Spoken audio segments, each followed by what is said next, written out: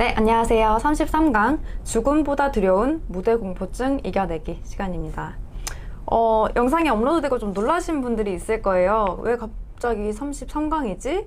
벌써 이 순서가 아닌데 왜 갑자기 순서가 바뀌었지? 이럴 수 있는데 33강 주제가 무대 공포증인데요. 다름이 아니라 저희 시플리에서 신입사원을 모집하고 있어요. 그래서 이 지원자분들이 아마 영상 나갈 즈음에 면접을 보실 텐데요. 마침 이번 주제랑 좀 딱 맞아 떨어지더라고요. 면접이랑 무대 공포증은 아무래도 좀 뗄래야 뗄 수가 없죠.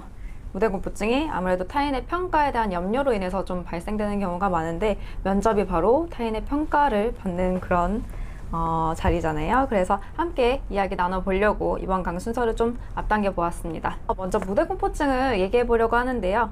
제가 여태껏 봐온 브라이언 대표님은 너무나 무대 체질이셔서 무대 공포증을 거의 못 느끼셨을 것 같아요. 태어나실 때부터 무대 체질이셨나요? 그리고 자주 하시는 강의 때는 몰라도 TV 출연하실 때도 있었잖아요. 그리고 유튜브 지금 찍고 있는데 처음 찍으실 때 이럴 때 무대 공포증 비슷한 거라도 느끼신 적 없는지 한번 질문 드리고 싶습니다. 일단 우리 MBTI 이런 거 많이 하잖아요. 요즘 올라온 비밀은 제가 외향적이지 않다는 거 아니에요? 재봤더니 E하고 I 중간 정도? 아, 정말요? 네, 그래서 그리고 실제로도 그런 것 같아요. 이렇게 보면. 근데 어쨌든 사람들은 일단 첫 번째로 제가 얼마나 실패했는지를 모르는 것 같아요. 이제 농담처럼 말하지만 옛날에 이제 주니어 시절에 강의나 발표하러 갈 때 긴장감이 통제가 안 돼서 진짜로 운전하고 가면 교통사고가 났으면 하는 마음이 들 만큼 스트레스 받을 때가 많았고. 강의 가실 때요? 예. 그 다음에 굉장히 많이 실패했어요. 네네. 굉장히 예를 들어 어떤 대중들의 냉소에도 노출된 경험이 있고 상처도 많이 당했고. 그러니까 이제 그런 단계들은 일반 대중들은 모르고 어떤 때 이렇게 잘하고 있는 저만 노출이 되니까 항상 잘하는 것처럼 보이지만 네네. 사실은 사실은 어마어마한 군살이 있었다는 이야기를 좀 하고 싶고. 그래서 이제 중요한 게 뭐냐면 제가 좋아하는 영어 단어 중에 그릿이라고 있잖아요. 그릿이 뭐냐면 실패해도 끝까지 하는 끈기를 말하는 거거든요. 근데 그래서 우리가 여러 번 실패를 하다가 끝내버리면 그건 패배의식이 돼버리는데 계속 실패하면서 될 때까지 하잖아요. 그러면 이게 이제 굉장히 독보적이 된다고 할까? 그런 게 있어요. 자존감에 이건 이제 어느 순간에 보면 우리들 가수도 어떤 분들 보면 넘사벽이 있잖아요. 노래 잘하는 사람은 많은데 누구도 낭만에 대하여를 최백호처럼 부르지는 못하지. 뭐 이런 거 있어요? 모르겠어요. 뭐 예를 들어 책장을 넘기면 이선희처럼 부르지 못하지. 이선희. 뭐 그런 게 있잖아요. 근데 그건 그 사람이 천재가 원래 탁월했다기보다는 거기까지 가는 어마어마한 여행이 있었을 거예요. 그러다 보면 이제 웬만큼 실패하면 익숙하죠. 익숙하죠. 그리고 사실은 실패가 힘든 게 아니라 실패 이후에 나를 통제하지 못해서 힘든 거거든요. 그런데 그 여러 실패들을 하고 나면 이제 자기 통제력이 좋아지는 것 같아요. 네, 그러면은 페이지 203쪽에 보시면 무대 공포증이라는 스트레스 관리법이 또 나와 있어요. 그럼 그거를 또 한 번씩 읽어보겠습니다. 발표자 자신이 아닌 메시지에 집중하라. 내가 어떻게 보일지 의식하지 말고 내가 전달하려는 메시지 자체, 이거에 집중하다 보면은 긴장감이 자연스럽게 사라지겠죠. 그리고 두 번째, 완벽해야 할 필요는 없다. 실수는 누구나 하니까 이런 부분에 대해서도 좀 여유를 갖고 긴장감을 풀면 되겠고요. 그리고 세 번째, 자신의 성공과 편안한 모습을 상상하라. 그래서 긍정적으로 기대하면은 긍정적인 결과로 이어갈 수 있다. 이걸 피그말리온 효과라고도 하죠. 이런 거를 한번 해보라 라는 또 내용이 있었고, 네 번째, 시작 전에 잠시 정신적 휴식 시간을 가져라. 긴장감을 해소할 수 있는 시간을 가지라는 거죠. 스트레칭을 하거나 산책을 하면서 긴장감을 한번 해소를 해보라, 이런 내용이 있고, 마지막으로 발표 장소에 미리 도착하라. 미리 현장에서 연습도 좀 하면서 그 장소 분위기에 좀 익숙해지면 긴장감이 훨씬 잘 풀어지겠죠. 이게 모두 좀 면접 지원자분들이 또 참고할 만한 내용인 것 같아요. 많이 도움될 것 같은데, 혹시 이거 외에도 시플리 지원자분들한테, 면접 예정자분들한테 조언해 주실 만한 꿀팁이나 뭐 네. 그런 것들이 있을까요? 네. 우리가 대중 앞에서 긴장하면 네. 나타나는 신체적 증상이 뭐가 있어요? 땀이 난다? 땀이 나. 화장실에 가고 싶다? 화장실에 가고 싶어. 심장이 쿵쾅쿵쾅 거린다? 네, 맞아요. 왜 땀이 나고 왜 심장이 쿵쾅쿵쾅거려요? 긴장을 하면은 네. 뭐가 아드레날린? 아드레날린 같은 거였나? 그게 분비가 돼서 우리가 아마 뭐 언제인지 모르겠지만 네, 아마 5만 년 전쯤에 네네네. 공룡을 만났을 때 신체적 증상하고 일치한다는 거예요. 아 정말요? 그래서 왜 땀이 나냐면 네. 공룡을 만나면 도망가야 되는데 갑자기 도망가면 근육이 파열되니까 오. 땀이 먼저 난다는 거예요. 심장도 내가 갑자기 움직이면 심장이 충격이 가니까 심장이 먼저 뛰는 거예요. 동공도 커진대요. 아, 네네. 어디로 도망가야 될지 봐야 되니까 네. 동공도 확장되고 얼굴도 붉어져요. 왜 그러냐면 피가 빨리 도니까. 내가 뛰려면 피가 먼저 이제 돌기 시작하는 거지. 그러니까 공룡을 만났을 때 육체적 반응하고 똑같다는 거야. 네네. 그래서 대중들은 우리한테 공룡인 거지. 그러면 긴장감을 해소하려면 네. 그 공룡을 의식을 안 하면 되잖아. 네. 공룡 때문에 내가 긴장하는 거거든. 사실은 청중 때문에 긴장하는 거거든.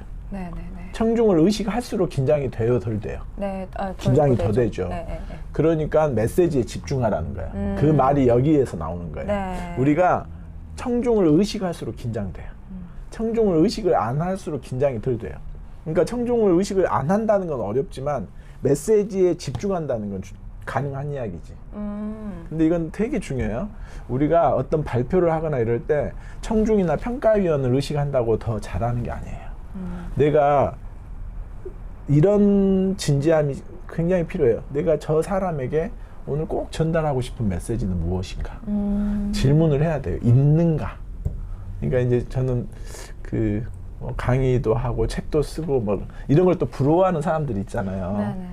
근데 저는 그분들이 꼭 해야 될 질문이 그거라고 생각해요. 내가 할 말이 있는가? 내가 쓸 글이 있는가? 할 말이 없고 쓸 글이 없으면 안 하는 게 낫지. 그쵸. 그러니까 내가 저 청중에게 전달하고 싶은 말은 뭔가? 요걸 고민하는 게 프리젠테이션의 본질이라고 제가 봤을 때는. 근데 이 본질을 놓치고 뭐 제스처가 어떻고 말을 어떻게 하고 요 형식을 가르치는 게 프리젠테이션이라고 생각하면 그건 굉장한 오해라는 생각이 들거든요. 그러니까 이제 제가 제일 강조하는 건 메시지에 집중하라는 거고, 네. 두 번째 긴장감을 줄이는 가장 중요한 건 준비예요. 준비를 많이 하잖아요. 네. 그러면 긴장감이 이렇게 낮아져요. 우리 언제 제일 긴장되냐면 준비 안 된 상태에서 갑자기 노출될 때 사실 제일 긴장되거든요. 그러니까 준비 시간이 내 준비 수준이 높아질수록 긴장감은 떨어지게 돼 있다. 그리고 이 긴장감은 다 떨어지는 게 아니라 한 70% 떨어지고 30%는 유지가 되는데 우리 전번 시간에 배웠는데 이 긴장감은 성공의 조건이라고. 네네. 적절히 긴장했을 때 우리가 가장 퍼포먼스가 좋아지니까. 네. 그래서 두 번째로는 준비, 세 번째로는 미리 도착하는 게 긴장감 해소에 굉장히 중요해요. 미리 도착해서 동선도 파악할 수 있고요. 그 다음에 리허설 비슷하게 심리적으로 해볼 수도 있고요. 운 좋으면 청중들 만나서 인사도 할 수가 있어요. 그래서 여러 변수들이 굉장히 통제가 되면서 마음이 편안해져요.